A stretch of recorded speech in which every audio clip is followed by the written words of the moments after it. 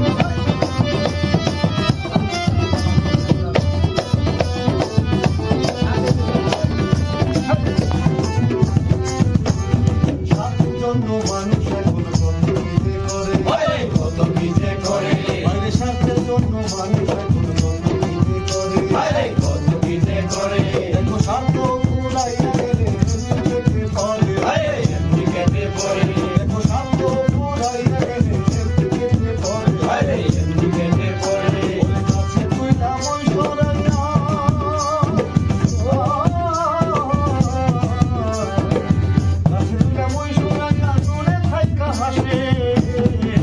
কথা কি